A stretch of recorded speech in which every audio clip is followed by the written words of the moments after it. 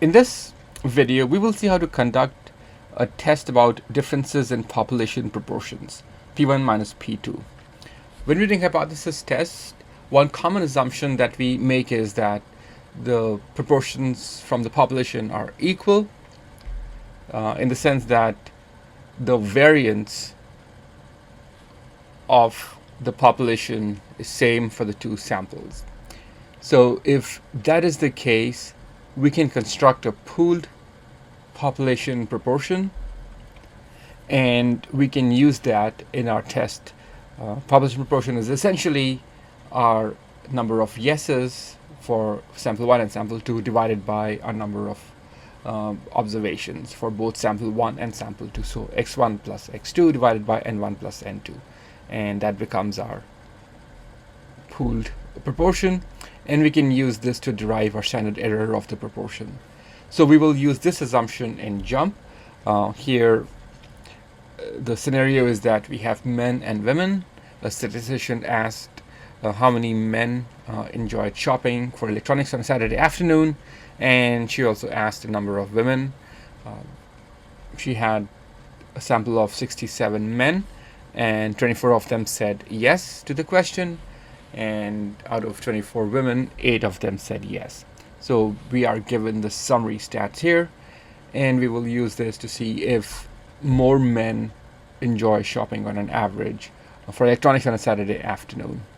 So in our hypothesis test, we are hoping to find that P1 minus P2, our proportion of men enjoying shopping for electronics on a Saturday afternoon, exceeds that for women. So to conduct this test, we will choose the option of test of two proportions.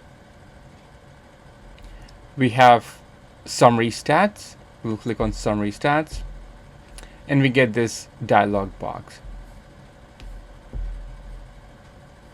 So here it asks us to put in the information that we have. Again, we are doing P1 minus P2, but JMP does 2 minus 1. So we will let our sample 1, which in this case is men, be sample 2 when we type stuff in JMP. So it asks us what side of hypothesis is right tail, left tail, two tail. We are doing a right tail test. So P2 minus P1 is greater than the hypothesized value. It asks us for the count.